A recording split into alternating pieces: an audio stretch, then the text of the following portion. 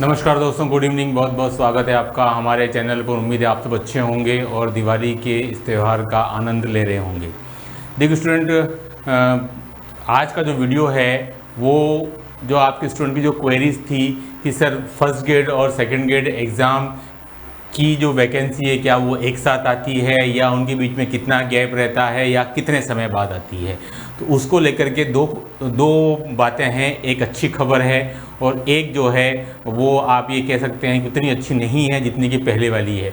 तो आज हम डिस्कस करेंगे आपकी पहली खबर पर, जो कि आपको एनर्जी देगी, आपको मोटिवेशन देगी, आपको आगे की तैयारी के लिए बूस्ट करने वाली है। तो स्टूडेंट देखिए, अब आते हैं कि भाई सेकंड ग्रेड और फर्स्ट ग्रेड एग्ज़ाम के बीच में ऑलमोस्ट कितना डिफरेंस रहता है दोनों विज्ञप्ति में। जैसा कि आपको पता है 25/4 को फर्स्ट ग्रेड की विज्ञप्ति आ चुकी है और जो एक अनएक्सपेक्टेड थी, उसके एक दिन पहले भी कभी किसी ने नहीं सोचा था कि ये विज्ञापन इस प्रकार से आ जाएगा।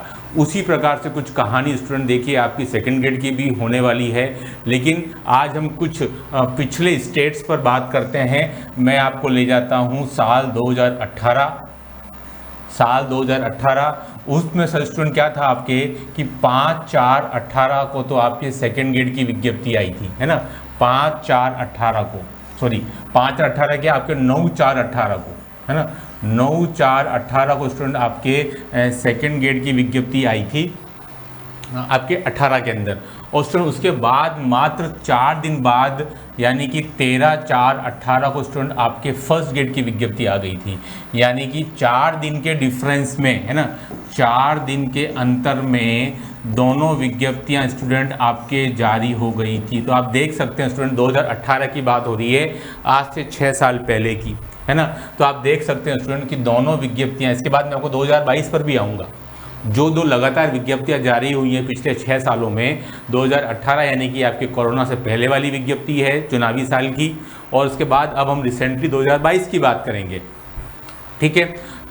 तो देखिए स्टूडेंट क्या होता है कि दोनों विज्ञप्ति में कितना डिफरेंस रहता है। तो आप ये आंकड़े देख करके आप में जरूर जो है एक ऊर्जा का संचार डेफिनेटली होगा जरूर कि 9/4/18 को सेकंड ग्रेड की विज्ञप्ति और 13/4/18 को स्टूडेंट आपके फर्स्ट ग्रेड की विज्ञप्ति।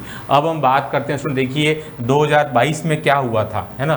देखिए स्टूडेंट 2022 में आपके क्या कहानी हुई थी, उसको लेकर के हम डिस्कस करने वाले हैं। देखिए स्टूडेंट साल 2022, ठीक है, साल 2022 में क्या हुआ था उसको लेके हम डिस्कस करते हैं।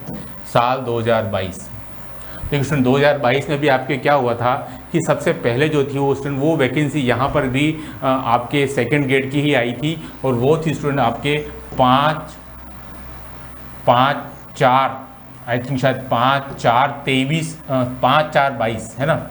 5/4/22 को, यस 5/4/22 को स्टूडेंट आपकी जो थी वो सेकेंड ग्रेड की वैकेंसी थी वो स्टूडेंट। और यहाँ से अगर आप देखें तो आपके लगभग आई थिंक शायद कि 23 दिन बाद यानी कि 28/4/22 यानी कि आपके 28/4/22 को स्टूडेंट आपके फर्स्ट ग्रेड की विज्ञप्ति थी। तो स्टूडेंट यहाँ भी आप देख सकते हैं कि 23 दिन का ही डिफरेंस था। यानी कि ये जो आंकड़े हैं स्टूडेंट वो ये बता रहे हैं कि 2018 और 2022 दोनों ही में, इससे आपको एनर्जी मिलेगी इन आंकड़ों से, दोनों विज्ञप्तियों में 1 माह से कम अंतर था, 1 माह से कम अंतर था। और स्टूडेंट मुझे लग रहा है कि 2024 में भी कुछ ऐसा हो सकता है कि आपकी जो फर्स्ट ग्रेड की जो विज्ञप्ति आई है स्टूडेंट वहाँ से और आपकी जो सेकंड ग्रेड की विज्ञप्ति स्टूडेंट वहाँ तक के बीच में आपके शायद 1 माह से भी कम का अंतर रहे।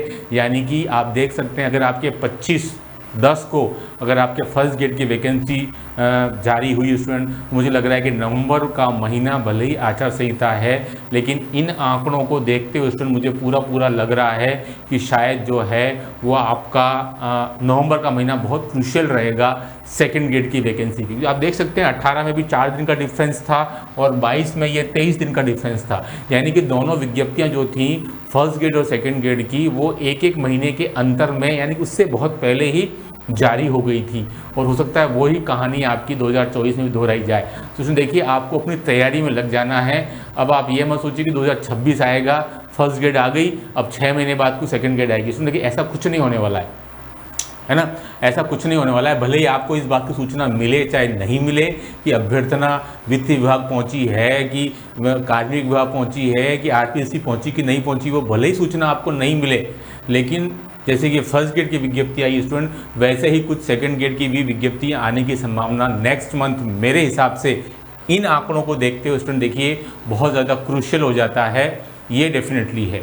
अब एक बात जो है वो थोड़ी सी परेशान करती है कि अगर आप मान के चलें स्टूडेंट कि भाई अगर जो है नवंबर में विज्ञप्ति आ जाती है सेकंड ग्रेड की, ठीक है स्टूडेंट, अगर नवंबर में सेकंड ग्रेड की विज्ञप्ति आपके आती है ना, नवंबर में स्टूडेंट सेकंड ग्रेड की विज्ञप्ति आती है तो फिर पदों की संख्या क्या होगी। हाँ, यहाँ पर मुझे थोड़ा सा डाउट है कि अगर नवंबर में सेकंड ग्रेड की विज्ञप्ति आती है तो हो सकता है पदों की संख्या आपके 1000, 2000, 3000 तक हो सकती है, ऐसा मुझे लग रहा है, क्योंकि डीपीसी का प्रोसेस तो हालांकि हो जाएगा, लेकिन स्टूडेंट देखिए उसके बाद का प्रोसेस होने का समय लग सकता है।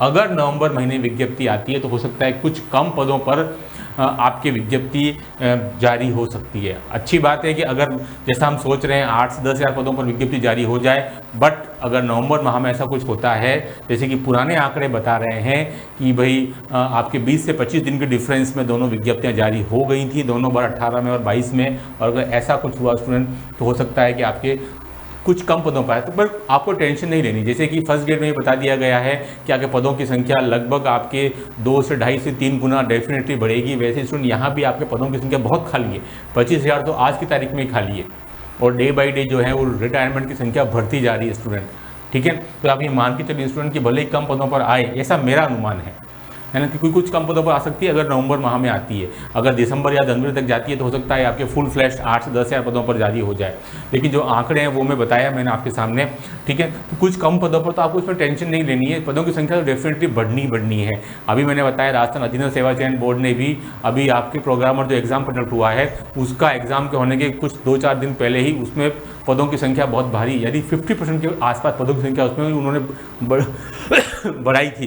तो इसमें देखिए ये पदों की संख्या तो बढ़ेगी, डेफिनेटली चल सकता है, लेकिन जैसे कि भर्तियों को लेकर जैसे रोज बयान आ रहे हैं शीर्ष स्तर से, और जैसा कि प्रोग्रेस चल रहा है भर्तियों को लेकर के, मुझे लगता है कि शायद नवंबर का महीना, नवंबर 2024 हो सकता है कि आपके लिए खुशियों की सौगात लेकर के आ जाए सेकंड ग्रेड के अभ्यर्थियों के लिए, जिसके लिए पिछले 1 साल से भी अधिक समय से स्टूडेंट प्रयासरत हैं। जब से एग्ज़ाम कंडक्ट हुआ है 2022 का, 26 दिसंबर 2022 का, उसके बाद से लगातार स्टूडेंट्स को लग रहा है कि भाई अब हमें वापस मौका मिलना चाहिए, कि 700 पद आपके तब भी खाली रह गए थे। अब देखना ये है कि अगर कम पदों पर वैकेंसी आती है तो फिर कितना क्या मैथ्स के खाते में आता है, और बाद में स्टूडेंट देखिए पदों की संख्या बढ़ सकती है।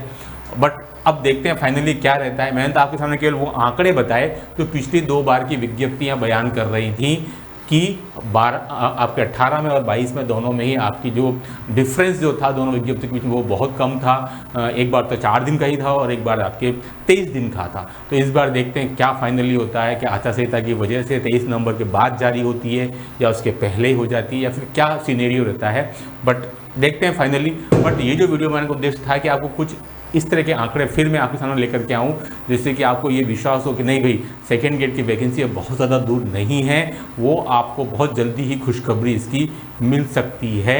और जो स्टूडेंट संस्कृत शिक्षा विभाग की तैयारी कर रहे हैं, हमें खुशी है कि ये स्टूडेंट जो है वो बढ़ चढ़ करके और ये PDF का लाभ ले रहे हैं। 1600 मोस्ट टाइम के क्वेश्चन विद सॉल्यूशंस हैं और 300 प्रश्न टेस्ट सीरीज BSc पार्ट की। 1600 स्टूडेंट आपके 900 क्वेश्चन जो है BSc पार्ट के हैं और 700 क्वेश्चन आपके सीनियर पार्ट के हैं। मात्र 99 रुपीज़ में है। इस नंबर पे आप मुझे व्हाट्सअप करेंगे तो मैं आपको डेमो PDF सेंड करूंगा। लेकिन स्टूडेंट PDF जो है वो हैंड रिटन है, मैंने कंप्यूटर से नहीं निकाली है।